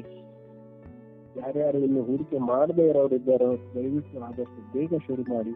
ಯಾಕಂದ್ರೆ ನಿಮ್ಗೆ ಇನ್ಸ್ಪೈರ್ ಇಂಡಿಯಾದಲ್ಲಿ ಆಲ್ರೆಡಿ ನೀವು ಕನೆಕ್ಟ್ ಅಲ್ಲಿ ಇದ್ರೆ ಅವರು ನಿಮ್ಗೆ ಖಂಡಿತ ಹೇಳಿರ್ತಾರೆ. ಕಂಪೌಂಡಿಂಗ್ ಇಂಪ್ಯಾಕ್ಟ್ ಅಂತ ಏನು ಹೇಳ್ತೀವಿ ಅದು ಜಗತ್ತಿನ ಅದ್ಭುತಗಳಲ್ಲಿ ಒಂದು ಅಂತ ಐನ್ಸ್ಟೈನ್ ಅವರು ಹೇಳಿದ್ದಾರೆ. ಇದನ್ನ ಶರಣ್ ಸರ್ ಅವರ ಟೀಮ್ಗಳು ತುಂಬಾ ಚೆನ್ನಾಗಿ ನಿಮ್ಗೆ ಮನವರಿಕೆ ಮಾಡ್ಕೊಟ್ಟಿರ್ತಾರೆ ಅನ್ನೋದ್ರಲ್ಲಿ ನಮ್ಗೆ ಯಾವುದೇ ಸಂಶಯ ಇಲ್ಲ. ಹಾಗಾಗಿ ಸ್ವಲ್ಪ ಆಗ್ಲೇ ಇರಲಿ, ಇದನ್ನ ಒಂದು ಅವಕಾಶ ಆಗಿ ಬಳಸ್ಕೊಳ್ಳಿ. ಈ ಸಮಯವನ್ನ ಸದುಪಯೋಗ ಪಡಿಸ್ಕೊಂಡು ನಿಮ್ಗೆ ನಿಮ್ಮ ರಿಸ್ಕ್ಗೆ ಅಥವಾ ನಿಮ್ಮ ಅವಶ್ಯಕತೆಗೆ ಯಾವ ಸ್ಕೀಮ್ಗಳು ಹೂಡಿಕೆ ಮಾಡಿದ್ರೆ ಉತ್ತಮ ಅನ್ನೋದನ್ನ ಇನ್ಸ್ಪೈರ್ ಇಂಡಿಯಾ ಟೀಮ್ ಅವರು ನಿಮ್ಗೆ ಖುದ್ದಾಗಿ ತಿಳಿಸ್ಕೊಡ್ತಿರ್ತಾರೆ. ಸೊ ಅದ್ರ ಪ್ರಕಾರ ಹೂಡಿಕೆ ಮಾಡಿ, ಸರಿಯಾಗಿ ಮಾಹಿತಿಯನ್ನ ಪಡೆದು ಸರಿಯಾದ ಮಾರ್ಗದರ್ಶನದಲ್ಲಿ ಹೂಡಿಕೆ ಮಾಡಿ. ಖಂಡಿತ ನೀವು ಉತ್ತಮ ಗಳಿಕೆಯನ್ನ ಗಳಿಸೋದ್ರಲ್ಲಿ ಯಾವುದೇ ಒಂದು ಅನುಮಾನ ಬೇಡ. ಇದ್ರ ಹೊರತಾಗಿ ನಾನು ಹೇಳ್ದಂಗೆ ಬಡ್ಡಿ ದರಗಳು ಕಮ್ಮಿ ಆಗ್ಲಿಕ್ಕಿದೆ ಮುಂದೆ ಕೂಡ. ಸೊ ಇದು ಕಮ್ಮಿ ಆಗ್ತಾ ಹೋದಾಗ ಏನಾಗುತ್ತೆ, ಯಾವ್ಯಾವುದೋ ಬೇರೆ ಬೇರೆ ಸ್ಕೀಮ್ಗಳು, ಬೇರೆ ಬೇರೆ ಯಾವುದೋ ಒಂದು ಚಿಟ್ ಫಂಡ್ಗಳು ಇದೆಲ್ಲ ಜನರಿಗೆ ಒಂಥರ ಅಟ್ರಾಕ್ಷನ್ ಆಗಿ ಕಾಣುತ್ತೆ. ದಯವಿಟ್ಟು ಆ ಥರಕ್ಕೆ ಯಾವುದಕ್ಕೆ ಕಿವಿ ಕೊಡದೇನೆ ಈ ರೆಗ್ಯುಲೇಟೆಡ್ ಇನ್ವೆಸ್ಟ್ಮೆಂಟ್ಸ್ಗಳಲ್ಲಿ ನಿಮ್ಮನ್ನ ತೊಡಗಿಸ್ಕೊಳ್ಳಿ. ರೆಗ್ಯುಲೇಟೆಡ್ ಅಲ್ಲಿ ಶೇರ್ ಮಾರುಕಟ್ಟೆ ಅಥವಾ ಈ ಮ್ಯೂಚುವಲ್ ಫಂಡ್ ಮೂಲಕ ಹೂಡಿಕೆ ಮಾಡಿದ್ರೆ ಶೇರ್ ಮಾರುಕಟ್ಟೆಯಲ್ಲಿ ಡೆಫಿನೆಟ್ಲಿ ನಿಮಗೆ ಇದೊಂದು ತುಂಬಾ ಉತ್ತಮವಾದ ಒಂದು ಅನುಭವವನ್ನು ಕೊಟ್ಟೆ ಕೊಡುತ್ತದೆ ಅನ್ನೋದ್ರಲ್ಲಿ ಯಾವುದೇ ಅನುಮಾನ ಬೇಡ. ಮೇಡಮ್ ಇನ್ನು ಎಷ್ಟೊತ್ತು ಮಾತಾಡ್ಬೋದು? ಹಾ ಸರ್, ಪರವಾಗಿಲ್ಲ. Thank you sir, thank you so much. Hi, ನಮಸ್ಕಾರ ಎಲ್ರಿಗೂ. ಶರಣ್ ಪಾಟೀಲ್ ಮಾತಾಡ್ತಾ ಇರೋದು.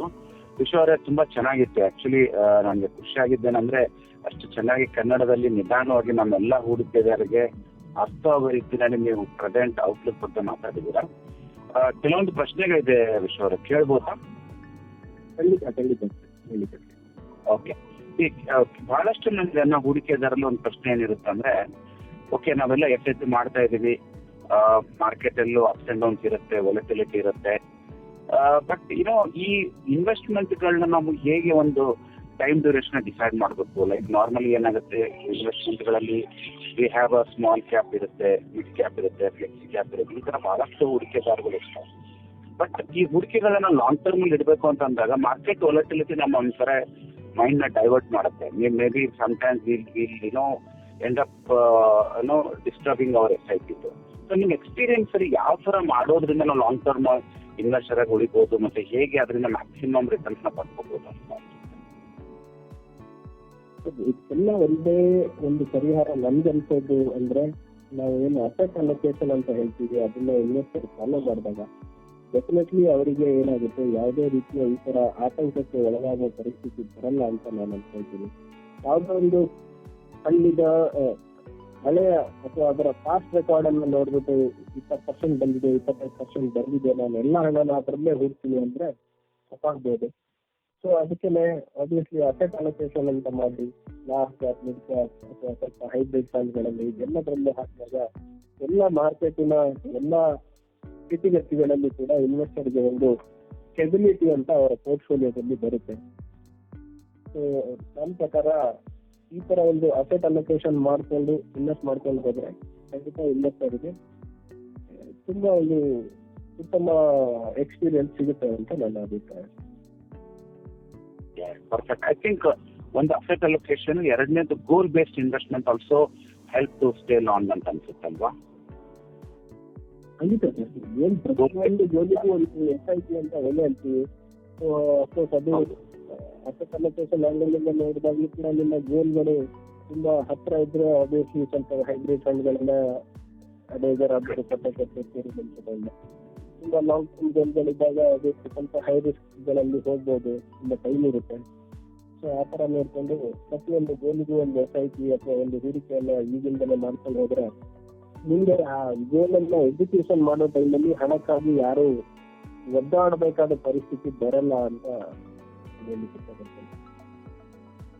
ಖಂಡಿತ. ಓಕೆ, ಇನ್ನೊಂದು ಪ್ರಶ್ನೆ ಏನಂದ್ರೆ ವಿಶ್ವ ಅವರೇ, ಈಗ ನಿಮ್ಮ ಅನುಭವದಲ್ಲಿ ನೀವು SBI ಮ್ಯೂಚುವಲ್ ಫಂಡ್ ಅಲ್ಲಿ ಕೆಲಸ ಮಾಡ್ತಾ ಇರೋದ್ರಿಂದ ನಿಮ್ಗೆ ಯಾವ ಫಂಡ್ಗಳದ್ದು ಒಂದಷ್ಟು ಟಾಪ್ ಒಂದು 3 to 4 ಕ್ಯಾಟಗರಿ ಇದೆ. ಲೈಕ್ ಫ್ಲೆಕ್ಸಿ ಕ್ಯಾಪ್ ಆಗಿರ್ಬೋದು, you have maybe having contra fund, ಮತ್ತೆ ನಿಮ್ದು ಲಾರ್ಜ್ ಕ್ಯಾಪ್ ಫಂಡ್. ಅದ್ರದ್ದು ಸ್ವಲ್ಪ ಅದ್ರದ್ದು ಪರ್ಫಾರ್ಮೆನ್ಸ್ ಅಥವಾ ಹೇಗೆ ಪರ್ಫಾರ್ಮ್ ಆಗಿದೆ. ಬಿಕಾಸ್ ನಮ್ಮ ಹೂಡಿಕೆದಾರರಿಗೆ SBI ಇದೆ brand. Normally SBI mutual fund ಇದೆ ಬ್ರ್ಯಾಂಡ್. ಸೊ ಆಲ್ವೇಸ್ ನಮ್ಮ ಎಲ್ಲಾ ಹೂಡಿಕೆದಾರಲ್ಲಿ SBI ಮ್ಯೂಚುವಲ್ ಫಂಡ್ ಅನ್ನ ಅಲೋಕೇಶನ್ ಇದ್ದೇ ಇರುತ್ತೆ. ಅದ್ರದ್ದು ಒಂದಷ್ಟು ಫ್ಯಾಕ್ಟ್ಸ್ಗಳನ್ನ ಹೇಳಕ್ಕಾಗತ್ತ ನಮಗೆ? ಖಂಡಿತ ಸರ್, ಖಂಡಿತ ಅದನ್ನ ಹೇಳಲೇಬೇಕು. ಯಾಕಂದ್ರೆ ನಾವು ಸುಮ್ಮನೆ ಯಾವಾಗಲೂ ಮ್ಯೂಚುವಲ್ ಫಂಡ್ ಅಥವಾ ಶೇರ್ ಮಾರ್ಕೆಟ್ ಬಗ್ಗೆ ಮಾತಾಡುವಾಗ ಅಷ್ಟು ರಿಟರ್ನ್ ಎಕ್ಸ್ಪೆಕ್ಟ್ ಮಾಡ್ಬೋದು, ಇಷ್ಟು ರಿಟರ್ನ್ ಎಕ್ಸ್ಪೆಕ್ಟ್ ಮಾಡ್ಬೋದು ಅಂತ ಹೇಳಿರ್ತೀವಿ. ಯಾಕಂದ್ರೆ ಆಸ್ ಪರ್ ದ ರೆಗ್ಯುಲೇಷನ್ ನಾವು ಇಷ್ಟೇ ಬರುತ್ತೆ ಅಂತ ಹೇಳಕ್ಕಾಗಲ್ಲ. ಅಷ್ಟೊತ್ತು ಯಾರು ಹೇಳಕ್ಕಾಗಲ್ಲ. ರೆಗ್ಯುಲೇಷನ್ ಇಲ್ಲ ಅಂದ್ರೆ ಕೂಡ ಯಾರು ಇಷ್ಟೇ ಬರುತ್ತೆ ಅಂತ ಹೇಳಲಿಕ್ಕಾಗಲ್ಲ. ಬಟ್ ನೀವು ತುಂಬಾ ಫಂಡ್ಗಳನ್ನ ನೋಡಿದಾಗ, ವಸ್ತುಸ್ಥಿತಿಯಲ್ಲಿ ಆಕ್ಚುಯಲ್ ಆಗಿ ನೋಡಿದಾಗ ಅವು ಹೇಗೆ ಪರ್ಫಾರ್ಮ್ ಮಾಡಿದೆ ಅಂತ ನೋಡಿದಾಗ ಕೆಲವು ಫಂಡ್ಗಳ ಉದಾಹರಣೆ ನಾನು ಹೇಳಲೇಬೇಕಾಗುತ್ತೆ ಜನರಿಗೆ. ಯಾಕಂದ್ರೆ ಫಂಡ್ ಯಾವ್ದು ಫಂಡ್ ಬೆಟರ್ ಅನ್ನೋದನ್ನ ಅವರವರ ಒಂದು ಅಗತ್ಯತೆಗೆ ತಕ್ಕಂಗೆ ನೀವು ಅಡ್ವೈಸರ್ ಆದವರು ಖಂಡಿತ ಸಜೆಸ್ಟ್ ಮಾಡ್ಬೇಕಾಗುತ್ತೆ. ಬಟ್ ಕೆಲವು ಫಂಡ್ಗಳು ಉದಾಹರಣೆಗೆ ಹೇಳ್ಬೇಕಂದ್ರೆ ಒಂದು SBI large and mid cap fund ಅಂತ ಇದೆ. ಇದು 1993ರಲ್ಲಿ ಶುರುವಾಗಿದ್ದು. ಇದು ಯಾವ್ದು ಇವತ್ತು ಮೊನ್ನೆ ಅಥವಾ 6 ತಿಂಗಳ ಮುಂಚೆ ಶುರುವಾಗಿದ್ದಲ್ಲ, ತುಂಬಾ ಮೊದಲಿಂದ ಇದೆ. ಬಟ್ ಅನ್ಫಾರ್ಚುನೇಟ್ಲಿ ಜನರಿಗೆ ರೀಚ್ ಆಗುವಲ್ಲಿ ತುಂಬಾ ಟೈಮ್ ತಗೊಂಡಿದೆ ಮೊದಲು. ಬಟ್ ಇವಾಗ ತುಂಬಾ ವೇಗವಾಗಿ ರೀಚ್ ಆಗ್ತಾ ಇದೆ. ಬಟ್ ದಯವಿಟ್ಟು ಎಲ್ಲ ಇನ್ವೆಸ್ಟರ್ ಏನ್ ನೋಡ್ಬೇಕಂದ್ರೆ ಲಾಂಗ್ ಟರ್ಮ್ ಪರ್ಫಾರ್ಮೆನ್ಸ್ ಅನ್ನ ನೋಡಿ. ಯಾವ್ದೋ 1 ವರ್ಷದಲ್ಲಿ ಹೇಗ್ ಮಾಡಿದೆ, ಅದ್ರ ಮೂಲಕ ನೀವು ಯಾವ್ದೋ ಫಂಡನ್ನ ಹೇಗ್ ಮಾಡಿ ಆನ್ಲೈನ್ ಅಲ್ಲ ಎಲ್ಲೋ ಯಾರದ್ದು ಸಹಾಯ ಇಲ್ಲದೆ, ಯಾರದ್ದು ಸಲಹೆ ಇಲ್ಲದೆ ದಯವಿಟ್ಟು ಹೋಗಿ ಎಲ್ಲೋ ಒಂದ್ ಕಡೆ ಇನ್ವೆಸ್ಟ್ ಮಾಡಬೇಡಿ. ಕರೆಕ್ಟ್ ಆಗಿ ಸಲಹೆ ತಗೊಂಡು, ಎಕ್ಸ್ಪರ್ಟ್ ಗಳ ಸಲಹೆ ತಗೊಂಡು ಇನ್ವೆಸ್ಟ್ ಮಾಡಿ. ಈಗ ನಿಮ್ಗೆ ಉದಾಹರಣೆಗೆ ಹೇಳ್ಬೇಕಂದ್ರೆ ಒಂದು SBI large and mid cap ಅಂತ 1993ರಲ್ಲಿ ಶುರುವಾಗಿದೆ. 1993ರಿಂದ ಇವತ್ತವರೆಗೂ ನೋಡಿದ್ರೆ ನೀವು ಆನ್ಯುವಲೈಸ್ಡ್ CAGR ಅಂತ ಹೇಳ್ತೀವಿ, ಕಂಪೌಂಡೆಡ್ ಆನ್ಯುವಲೈಸ್ಡ್ ಗ್ರೋತ್ ರೇಟ್ ಅಂತ ಹೇಳ್ತೀವಿ. ಅದು 15% ಇದೆ. ಈ 15% ರಿಟರ್ನ್ ಪ್ರತಿ ವರ್ಷ 15% ಬಂದಿದೆ ಅಂತಲ್ಲ. ದ ಎವರೇಜ್ ರಿಟರ್ನ್ ಒಂದು ವರ್ಷ 20 ಬಂದಿರ್ಬೋದು, ಒಂದು ವರ್ಷ ಮೈನಸ್ ಹೋಗಿರ್ಬೋದು. ಮಾರುಕಟ್ಟೆ ಬೇರೆ ಇದ್ದೇ ಇರುತ್ತೆ. But when you look at a long term average return 15% average return ಬಂದಿದೆ ಸರ್. 15% ಎವರೇಜ್ ರಿಟರ್ನ್ ಅಲ್ಲಿ ನೀವು ಇನ್ವೆಸ್ಟರ್ಗಳು ನೋಡಿದಾಗ ನಿಮಗೆ ಅದಕ್ಕಿಂತ ಇನ್ನೇನು ಬ್ಯಾಂಕ್ ಬಡ್ಡಿಗಳಲ್ಲಿ ಇವತ್ತು 5-6% ಬರ್ತಾ ಇದೆ. ಇನ್ನೊಂದು ಈಕ್ವಿಟಿ ಹೈಬ್ರಿಡ್ ಅಂತ ಏನಿತ್ತು, ನಮ್ದು ಅಗ್ರೆಸಿವ್ ಹೈಬ್ರಿಡ್ ಅಂತ ಏನು ಹೇಳ್ತೀವಿ. ಕೆಲವರು 100% ಈಕ್ವಿಟಿ ಬೇಡ, ನಮ್ಗೆ ಸ್ವಲ್ಪ ಬಾಂಡ್ಗಳಲ್ಲಿ ಇರ್ಲಿ ನಮ್ಮ ಹಣ ಅನ್ನೋರಿಗೆ ಈ ಒಂದು ಹೈಬ್ರಿಡ್ ಫಂಡ್ ಅಂತ ಏನ್ ಹೇಳ್ತೀವಿ. ಈ ಹೈಬ್ರಿಡ್ ಫಂಡ್ಗಳಲ್ಲಿ ಒಂದು SBI ಅಗ್ರೆಸಿವ್ ಹೈಬ್ರಿಡ್ ಫಂಡ್ ಅಂತ ಇದೆ, ಅದು ಈಕ್ವಿಟಿ ಹೈಬ್ರಿಡ್ ಅಂತ ಹೇಳ್ತೀವಿ. ಇದು 1995ರಲ್ಲಿ ಸ್ಟಾರ್ಟ್ ಆಗಿದೆ. ಈ ಹೈಬ್ರಿಡ್ ಫಂಡ್ಗಳಲ್ಲಿ ಏನಾಗುತ್ತೆ, ಸಮ್ ಪೋರ್ಷನ್ ಬಾಂಡ್ಗಳಲ್ಲಿ ಇನ್ವೆಸ್ಟ್ಮೆಂಟ್ ಆಗುತ್ತೆ. ಎಲ್ಲದೂ ಶೇರ್ ಮಾರ್ಕೆಟ್ ಅಲ್ಲಿ ಇನ್ವೆಸ್ಟ್ಮೆಂಟ್ ಆಗಿರೋದಿಲ್ಲ. ಸೊ ಬಾಂಡ್ಗಳಲ್ಲಿ ಇನ್ವೆಸ್ಟ್ಮೆಂಟ್ ಆದಾಗ ಏನಾಗುತ್ತೆ, ಸ್ಟೆಬಿಲಿಟಿ ಜಾಸ್ತಿ ಇರುತ್ತೆ.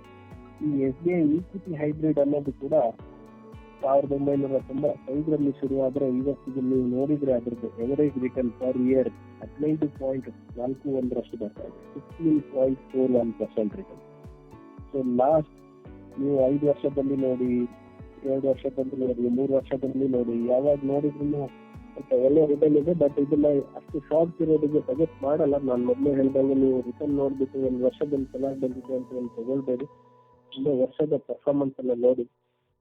ಸೊ ಅಗ್ರೆಸಿವ್ ಇನ್ವೆಸ್ಟರ್ಗೆ ಪ್ಯೂರ್ ಈಕ್ವಿಟಿ ಫಂಡ್ಗಳಿರುತ್ತೆ. ಸ್ವಲ್ಪ ಕನ್ಸರ್ವೇಟಿವ್ ಹೋಗ್ಬೇಕು ಅಂದ್ರೆ ಈಕ್ವಿಟಿ ಹೈಬ್ರಿಡ್ ಅಂತ ಸ್ವಲ್ಪ ಕನ್ಸರ್ವೇಟಿವ್ ಪ್ರಾಡಕ್ಟ್ಗಳು ಇದೆ. ನಿಮ್ಮ ಅಗತ್ಯತೆಗೆ ತಕ್ಕಂಗೆ ಸರನ್ನ ಕನೆಕ್ಟ್ ಮಾಡಿ, ಅವರ ಟೀಮನ್ನ ಕನೆಕ್ಟ್ ಮಾಡಿ. ಇನ್ನೊಂದು ಹೆಚ್ಚಾಗಿ ಬ್ಯಾಲೆನ್ಸ್ ಅಡ್ವಾಂಟೇಜ್ ಫಂಡ್ ಅಂತ ಬಂದಿದೆ. ಇದೆಲ್ಲ FD ಇಂದ ಸ್ವಲ್ಪ ಗ್ರಾಜುಯೇಟ್ ಆಗಿ ಈಗ FD ಅಲ್ಲಿ ತುಂಬಾ ಕಡಿಮೆ ಬರ್ತಿದೆ, ನನಗೆ ಒಂಚೂರು ಜಾಸ್ತಿ ಇರಲಿ ಅನ್ನೋರೆಲ್ಲ ಈ ಬ್ಯಾಲೆನ್ಸ್ ಅಡ್ವಾಂಟೇಜ್ ಫಂಡ್ಗಳು ಅಥವಾ ಈಕ್ವಿಟಿ ಹೈಬ್ರಿಡ್ ಫಂಡ್ಗಳು ಅಂತ ಬರ್ತಿದ್ದಾರೆ. ಸ್ವಲ್ಪ ಲಾಂಗ್ ಟರ್ಮ್ ಗೋಲ್ ಇರೋರು ಮಲ್ಟಿ ಕ್ಯಾಪ್ ಫಂಡ್ಗಳು ಅಥವಾ ಲಾರ್ಜ್ ಅಂಡ್ ಮಿಡ್ ಕ್ಯಾಪ್ ಫಂಡ್ಗಳು, ಈ ತರದ ಸ್ವಲ್ಪ ಅಗ್ರೆಸಿವ್ ಪ್ರಾಡಕ್ಟ್ಗಳಿಗೆ ಇನ್ವೆಸ್ಟ್ಮೆಂಟ್ ಮಾಡ್ತಾ ಇದ್ದಾರೆ. ಥ್ಯಾಂಕ್ ಯು ವಿಶ್ವ ಅವರೇ. ತುಂಬಾ ಚೆನ್ನಾಗಿ ಹೇಳ್ಕೊಟ್ರಿ. ಅಂಡ್ ಬಹಳಷ್ಟು ನಮ್ಮ ಹೂಡಿಕೆದಾರರಿಗೆ ನಿಮ್ಮ ಈ ಒಂದು ಮಾಹಿತಿ ಏನಿದೆ ಖಂಡಿತವಾಗ್ಲೂ ಏನೋ ತುಂಬಾ ತುಂಬಾ ತುಂಬಾ ಸಹಾಯ ಆಗುತ್ತೆ ಅಂತ ಅನ್ಕೊಂತ ಇವತ್ತು ನೀವು ಸಮಯ ಕೊಟ್ಟು ನಮ್ಮ ಹೂಡಿಕೆದಾರರಿಗೆ ಮಾತಾಡಿದ್ದೀರಾ. ಅಂಡ್ ಅದನ್ನು ತುಂಬಾ ಸಿಂಪಲ್ ಆಗಿ ನಮ್ಮ ಹೂಡಿಕೆದಾರ ಅರ್ಥ ಆಗೋ ರೀತಿನ ಹೇಳ್ಕೊಟ್ಟಿದ್ದೀರಾ. ಧನ್ಯವಾದಗಳು. ಸೊ ಫ್ಯೂಚರ್ ಅಲ್ಲೂ sir definitely we need your support and cooperation. ಖಂಡಿತ ಸರ್, ಎಲ್ಲ ಹೂಡಿಕೆದಾರರಿಗೆ ಇದರಿಂದ ಅನುಕೂಲ ಆಗೋದಿದ್ರೆ ಅದಕ್ಕಿಂತ ಇನ್ನೇನು ಹೇಳ್ಬೇಕು. ಎಲ್ಲ ಹೂಡಿಕೆದಾರರು ಉತ್ತಮವಾಗಿ ಬೆನಿಫಿಟ್ ಅನ್ನ ತಗೊಂಡ್ರೆ ಥ್ಯಾಂಕ್ ಯು ವಿಶ್ವ ಅವರೇ. Thank you. ನೀವು ಎಕ್ಸಿಟ್ ಆಗ್ಬೋದು ವಿಶ್ವ ಅವರೇ. ನಿಮ್ಗೆ ಇನ್ನೂ ಸ್ವಲ್ಪ 5 minutes ಬೇರೆ ಅದು ವಿಷಯ ಇದೆ. ಓಕೆ ಥ್ಯಾಂಕ್ ಯು ವಿಶ್ವ ಅವರೇ. Thank you. Yes, inspire India ಹೂಡಿಕೆದಾರರೇ ಎಲ್ರಿಗೂ ನಮಸ್ಕಾರ. ಐ ಥಿಂಕ್ ಗೀತಾ ಪ್ರಿಯ ಅವರು ಇವತ್ತೊಂದು ಸ್ವಲ್ಪ ಕಾಲ್ ನಾವು ಶಾರ್ಟ್ ಆಗಿ ಮಾಡ್ತಾ ಇದ್ದೀವಿ. ಗೀತಾ ಪ್ರಿಯ, ಏನಾದ್ರು ಪ್ರಶ್ನೆಗಳಿದೆ ಇವತ್ತು? ಮಾರ್ಕೆಟ್ ಆಲ್ರೆಡಿ ನಮ್ಮ ವಿಶ್ವ ಅವ್ರು ಕೊಟ್ಟಿದ್ದಾರೆ. ನಾನು ತಿರ್ಗಾ ಅದ್ರ ಬಗ್ಗೆ ಮಾತಾಡಕ್ ಹೋಗಲ್ಲ. ಏನಾದ್ರು ಪ್ರಶ್ನೆಗಳಿದ್ರೆ ನಮ್ಮ ಹೂಡಿಕೆದಾರ ಪ್ರಶ್ನೆಗಳು ಏನಾದ್ರು ಬಂದಿದ್ರೆ we can take the question. Yes sir, ಇದೆ ಸರ್. ಸರ್, ಮಿಸ್ಟರ್ ಸುರೇಶ್ ಅವ್ರ ಕಡೆಯಿಂದ ಪ್ರಶ್ನೆ ಏನಂದ್ರೆ, ಆಫೀಸ್ ನಲ್ಲಿ ನಮ್ಗೆ ಇನ್ಶೂರೆನ್ಸ್ ಆಲ್ರೆಡಿ ಇರ್ಬೇಕಾದ್ರೆ ಮತ್ತೆ ಯಾಕೆ ಪರ್ಸನಲ್ ಆಗಿ ಇನ್ಶೂರೆನ್ಸ್ ತಗೋಬೇಕು ಹೊರಗಡೆ? ಆಫೀಸಲ್ಲಿ ಪ್ರೊವೈಡ್ ಮಾಡಿರೋ ಇನ್ಶೂರೆನ್ಸ್ ಸಾಕಾಗಲ್ವಾ, ಸಫಿಶಿಯಂಟ್ ಇರೋಲ್ವಾ ಅನ್ನೋದು. ನಾರ್ಮಲ್ ಆಗಿ ಎಲ್ಲಾ ಕಂಪ್ನಿಗಳಲ್ಲಿ ಹೆಲ್ತ್ ಇನ್ಶೂರೆನ್ಸ್ ಸಾಮಾನ್ಯವಾಗಿ ಕೊಟ್ಟಿರ್ತಾರೆ. ಬಟ್ ಒಂದೇನಂದ್ರೆ, ನಾವು ಕಂಪ್ನಿಗಳಲ್ಲಿ ಕೊಟ್ಟಿರುವಂತ ಒಂದು ಇನ್ಶೂರೆನ್ಸ್ ಏನಿದೆ, ನಾವು ಎಲ್ಲಿವರೆಗೆ ಆ ಕಂಪ್ನಿಯಲ್ಲಿ ಕೆಲಸ ಮಾಡ್ತೀವಿ ಅಲ್ಲಿವರೆಗೆ ಅದು ಇನ್ಶೂರೆನ್ಸ್ ಕವರ್ ಆಗಿರುತ್ತೆ. Point number 1. ಬಹಳಷ್ಟು ಇವತ್ತು IT ನಲ್ಲಿ ಕೆಲಸ ಮಾಡೋರು ಮತ್ತೆ ನಾನ್ IT ಅಲ್ಲಿ ಇರೋರು ಸಹ 40-45ನೇ ವರ್ಷಕ್ಕೆ ಅವ್ರ ಕೆಲಸಗಳನ್ನ ಚೇಂಜ್ ಮಾಡುವಂಥದ್ದು ಅಥವಾ ಕೆಲಸ ಕಳೆದುಕೊಳ್ಳುವಂತ ಸ್ಥಿತಿಗಳನ್ನ ನೋಡ್ತಾ ಇರ್ತೀವಿ. ಸೊ ಅಂತ ಸಮಯದಲ್ಲಿ ಅವ್ರಿಗೆ ಆ ಒಂದು ಕಂಪ್ನಿಯಿಂದ ಕೆಲಸನ ಬಿಟ್ಟಾಗ ಅವ್ರಿಗೆ ಒಂದು ಇನ್ಶೂರೆನ್ಸ್ ಕವರೇಜ್ ಇಲ್ಲದೆ ಇರೋದು ಒಂದು ದೊಡ್ಡ ರಿಸ್ಕ್ ಆಗ್ಬಿಡುತ್ತೆ. ಎರಡನೇದು ಇಂಪಾರ್ಟೆಂಟ್ ಏನಂತಂದ್ರೆ, ಬಹಳಷ್ಟು ಹೆಲ್ತ್ ಇಶ್ಯೂಗಳು ಸಾಮಾನ್ಯವಾಗಿ ಎಲ್ರಿಗೂ ಬರೋದು one they cross 50 years. So ಹಾಗಾಗಿ ನನ್ನ ಒಂದು ಪರ್ಸನಲ್ ಸಜೆಷನ್ ಏನಂದ್ರೆ, ನಿಮ್ಮ ಕಂಪ್ನಿಗಳಲ್ಲಿ ಕೊಟ್ಟಿರುವಂತ ಇನ್ಶೂರೆನ್ಸ್ ಖಂಡಿತ ಒಳ್ಳೇದು, ಬಟ್ ಅದು ಸಾಕಾಗಲ್ಲ ಅನ್ನೋದು ಒಂದು. ಎರಡನೇದು, ನಿಮ್ಮ ಫ್ಯೂಚರ್ ಅಲ್ಲಿ ನೀವು ಕೆಲಸನ ಬಿಟ್ಟಾಗ ಅಥವಾ ನೀವು ಪ್ರೊಫೆಷನ್ ಚೇಂಜ್ ಮಾಡಿದಾಗ ಆ ಇನ್ಶೂರೆನ್ಸ್ ನಿಮ್ಗೆ ಒಂದು ಸಫಿಶಿಯಂಟ್ ಕವರ್ನ ಕೊಡಲ್ಲ ಅಂತ ಅನ್ನೋ ದೃಷ್ಟಿಯಿಂದ ನೀವು ಅಡಿಷನಲ್ ಇನ್ಶೂರೆನ್ಸ್ ತೆಗೆದುಕೊಳ್ಳೋದು ತುಂಬಾ ತುಂಬಾ ನೆಸೆಸಿಟಿ ಇದೆ. ಸೊ ಅದನ್ನ ಮೈಂಡ್ ಅಲ್ಲಿ ಇಟ್ಕೊಂಡು ನಾವೆಲ್ಲರೂ ಅಡಿಷನಲ್ ಆಗಿ ಹೆಲ್ತ್ ಇನ್ಶೂರೆನ್ಸ್ ತೆಗೆದುಕೊಳ್ಬೇಕು. ಹಾಗೆ ಅದ್ರ ಜೊತೆ ಟರ್ಮ್ ಇನ್ಶೂರೆನ್ಸ್ ಮತ್ತೆ ಆಕ್ಸಿಡೆಂಟಲ್ ಇನ್ಶೂರೆನ್ಸ್ ತೆಗೆದುಕೊಳ್ಳೋದು ನೆಸೆಸಿಟಿ ಇದೆ. ಆ ಒಂದು ದೃಷ್ಟಿಯಿಂದ ನಾವೆಲ್ಲರೂ ಬರೀ ಒಂದು ಆರ್ಗನೈಸೇಷನ್ ಲೆವೆಲ್ ಅಲ್ಲಿ ಇನ್ಶೂರೆನ್ಸ್ ನ ಡಿಪೆಂಡ್ ಆಗೋಕ್ಕಿಂತ ಪರ್ಸನಲೈಸ್ಡ್ ಆಗಿ ನಮ್ಮ ಫ್ಯಾಮಿಲಿಗೆ ಬೇಕಾದಷ್ಟು ಸಫಿಶಿಯಂಟ್ ಇನ್ಶೂರೆನ್ಸ್ ತೆಗೆದುಕೊಳ್ಳೋದು ತುಂಬಾ ತುಂಬಾ ನೆಸೆಸಿಟಿ ಇದೆ. Thank you sir. ಮತ್ತೊಂದು ಪ್ರಶ್ನೆ ಮಿಸಸ್ ಉಷಾ ಅವ್ರ ಕಡೆಯಿಂದ, ಹೆಲ್ತ್ ಇನ್ಶೂರೆನ್ಸ್ ಟಾಪ್ ಅಪ್ ಎಷ್ಟು ಇಂಪಾರ್ಟೆಂಟ್ ಆಗಿದೆ ಮತ್ತೆ ಯಾಕೆ ಮಾಡಿಸ್ಬೇಕು ಅಂತ ಕೇಳ್ತಿದ್ದಾರೆ. ನಾರ್ಮಲಿ ಬಹಳಷ್ಟು ಜನ ಹೆಲ್ತ್ ಇನ್ಶೂರೆನ್ಸ್ ಇಟ್ಕೊಂಡಿರ್ತಾರೆ. ಬಟ್ ಅದೇನಂದ್ರೆ ಒಂದು 5 ಲಕ್ಷ 10 ಲಕ್ಷ ಅಷ್ಟು ಕವರೇಜ್ ಇರುತ್ತೆ. ಬಟ್ ಏನಾಗಿದೆ, ಇವತ್ತು ನಮ್ಮ ಇನ್ಫ್ಲೇಷನ್ ಮತ್ತೆ ಮೆಡಿಕಲ್ ಇನ್ಫ್ಲೇಷನ್ ಏನಾಗಿದೆ, ಸುಮಾರು ಇವತ್ತು ಅದರದ್ದು ಒಂದು ಗ್ರೋತ್ ನ ತೆಗೆದುಕೊಳ್ಳೋದಾದ್ರೆ, ಅಂದ್ರೆ ಮೆಡಿಕಲ್ ಎಕ್ಸ್ಪೆನ್ಸಸ್ ತೆಗೆದುಕೊಳ್ಳೋದಾದ್ರೆ it is more than 20-25% year on year growth ಆಗ್ತಾ ಇದೆ. ಆದ್ರೆ ನಮ್ಮ ಇನ್ಶೂರೆನ್ಸ್ ಇರುವಂತದ್ದು ಬರೀ ಒಂದು 5-10 ಲಕ್ಷ ಕವರೇಜ್ ಇದ್ದದ್ದು. ಫ್ಯೂಚರ್ ಅಲ್ಲಿ ನಮ್ಗೆ ಈ ತರ ಒಂದು ಯಾವ್ದಾದ್ರು ಒಂದು ಮೆಡಿಕಲ್ ಎಮರ್ಜೆನ್ಸಿ ಅಥವಾ ಕ್ರಿಟಿಕಲ್ ಇಲ್ನೆಸ್ಗಳು ಬಂದಾಗ ಸಾಮಾನ್ಯವಾಗಿ ಹಾಸ್ಪಿಟಲ್ ಬಿಲ್ಗಳು ಒಂದು ಗಣನೀಯವಾಗಿ ಜಾಸ್ತಿ ಆಗ್ತಾ ಇರೋದ್ರಿಂದ, ಅದು ನಮ್ಮ ಫ್ಯೂಚರ್ಗೆ ಸಾಕಾಗದೇ ಇರೋದ್ರಿಂದ ಅದಕ್ಕೆ ಬೇಕಾಗಿರುವಂತ ಟಾಪ್ ಅಪ್ ಇನ್ಶೂರೆನ್ಸ್ ಅಥವಾ ಡಿಡಕ್ಟಬಲ್ ಇನ್ಶೂರೆನ್ಸ್ ತೆಗೆದುಕೊಳ್ಳೋದು ನೆಸೆಸಿಟಿ ಇದೆ. ಒಂದು ಗುಡ್ ಪಾರ್ಟ್ ಏನಪ್ಪಾ ಅಂದ್ರೆ, ಪ್ರೈಮರಿ ಇನ್ಶೂರೆನ್ಸ್ ಏನಿರುತ್ತೆ ಆ ಪ್ರೈಮರಿ ಇನ್ಶೂರೆನ್ಸ್ ಜೊತೆಗೆ ಟಾಪ್ ಅಪ್ ತುಂಬಾ ಕಡಿಮೆ ಬೆಲೆನಲ್ಲಿ. ಫಾರ್ ಎಕ್ಸಾಂಪಲ್, ಈಗ ನಾನು ತಗೊಂಡ್ಕೊಂಡಿರುವಂತ ಇನ್ಶೂರೆನ್ಸ್ ಹೇಗಿದೆ ಅಂದ್ರೆ, ನಾನು first basic insurance 20 lakh coverage ಇದೆ.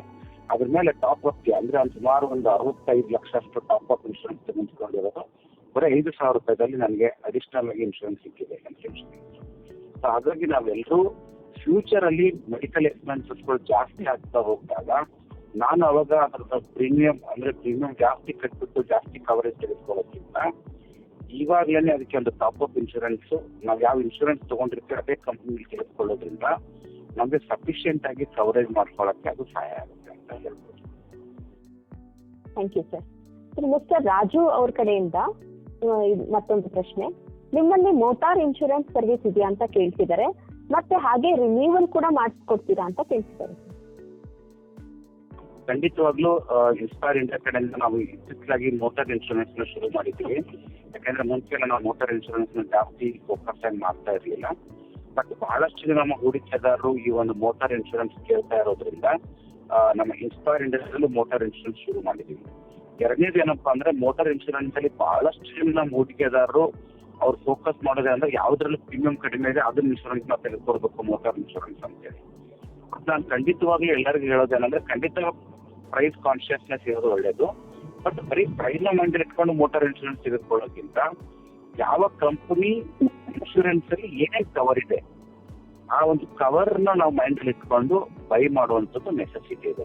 ಬಟ್ ಇನ್ಸ್ಪೈರ್ ಇಂಡಿಯಾ ಕಡೆಯಿಂದ ಖಂಡಿತವಾಗ್ಲೂ ಒಂದು ಕಾಂಪಿಟೇಟಿವ್ ಪ್ರೈಸ್ ಆಗಿರುವಂತ ಮೋಟಾರ್ ಇನ್ಶೂರೆನ್ಸ್ ನಾವು ಪ್ರಮೋಟ್ ಮಾಡ್ತಾ ಇದ್ದೀವಿ.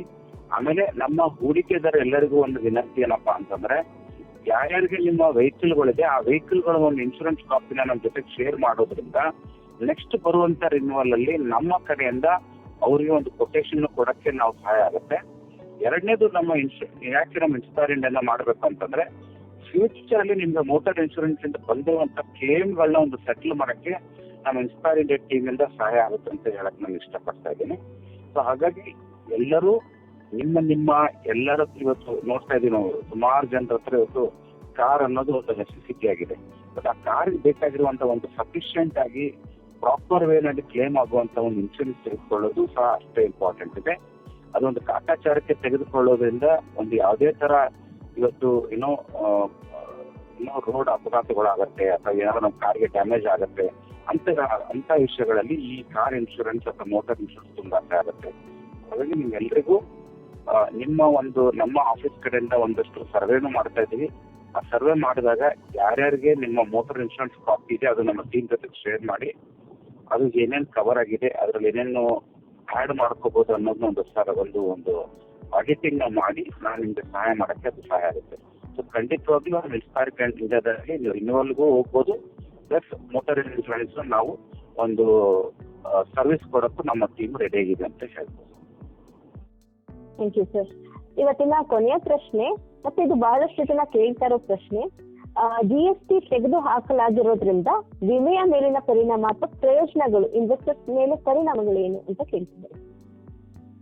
ಖಂಡಿತವಾಗ್ಲೂ ಒಂದು ಗುಡ್ ಪಾರ್ಟ್ ಏನಪ್ಪಾ ಅಂದ್ರೆ ಇತ್ತೀಚೆಗೆ ನಮ್ಮ ಸೆಂಟ್ರಲ್ ಗವರ್ಮೆಂಟ್ ಅಥವಾ ಮೋದಿ ಸರ್ಕಾರ ಏನ್ ಮಾಡಿದೆ ಅಂದ್ರೆ ಲೈಫ್ ಇನ್ಶೂರೆನ್ಸ್ ಮತ್ತೆ ಹೆಲ್ತ್ ಇನ್ಶೂರೆನ್ಸ್ ಮೇಲೆ GST ತೆಗೆದಿದ್ದಾರೆ. ಅರ್ಲಿಯರ್ ಎಲ್ಲ ನಾವು 18% GST ಕಟ್ತಾ ಇದ್ವಿ. ಹಿಂಗಾಗಿ ನಾವು ಇನ್ಶೂರೆನ್ಸ್ ತಗೊಳ್ಬೇಕಾದ್ರೆ ತುಂಬಾ ಪ್ರೀಮಿಯಂ ಅನಿಸ್ತಾ ಇತ್ತು. ಅದು ಇತ್ತೀಚೆಗೆ ಏನಾಗಿದೆ ಎಲ್ಲಾ ಕಂಪ್ನಿಗಳು ಅವ್ರ ಪ್ರೀಮಿಯಂಗಳನ್ನ ಜಾಸ್ತಿ ಮಾಡಿರೋದು ಸಹ ನಮ್ಗೆ ಎಲ್ಲೋ ಒಂದ್ ಕಡೆ ಅದು ತುಂಬಾ ಭಾರ ಆಗ್ತಾ ಇತ್ತು ನಮ್ಮ ಪ್ರೀಮಿಯಂಗಳ ಕಡೆ. ಬಟ್ ಇವಾಗ GST ತೆಗೆದಿರೋದ್ರಿಂದ ಡೈರೆಕ್ಟ್ ಆಗಿ we are saving 18% premium cost ಕಡಿಮೆ ಆಗ್ತದೆ. ಇದರಿಂದ ನಮ್ಮ ಹೂಡಿಕೆದಾರರಿಗೆ ಎರಡು ತರ ಬೆನಿಫಿಟ್ ಇದೆ. ಒಂದು, ಅವ್ರ ಪ್ರೀಮಿಯಂ ಕಾಸ್ಟ್ ಕಡಿಮೆ ಆಗಿದೆ. ಯಾರ್ಯಾರಿಗೆ ಪ್ರೀಮಿಯಂ ಕಟ್ಟಲು ಕಷ್ಟ ಆಗ್ತಿತ್ತು ಅವ್ರಿಗೆ ಅದೊಂದು ಕಾಸ್ಟ್ ರಿಡಕ್ಷನ್ ಆಲ್ಮೋಸ್ಟ್ 20% ಅಷ್ಟು reduction definitely the major impact ಅಂತ ಹೇಳ್ಬೋದು. ಎರಡನೇದು, ಯಾರ್ಯಾರಿಗೆ ಅಫೋರ್ಡೆಬಿಲಿಟಿ ಇದೆ, ಪರವಾಗಿಲ್ಲ ರೀ ನಮ್ಗೆ 18% ಇದ್ರು ಕಟ್ಬೋದಾಗಿತ್ತು ಅನ್ನೋದು, ಈಗ ಏನ್ ಮಾಡ್ಬೋದು ಅಂದ್ರೆ ಅವ್ರನ್ನ ಸಮ್ ಅಶ್ಯೂರ್ನ ಜಾಸ್ತಿ ಮಾಡ್ಕೊಳ್ಳುವಂತ ಒಂದು ಅವಕಾಶ ಇದೆ.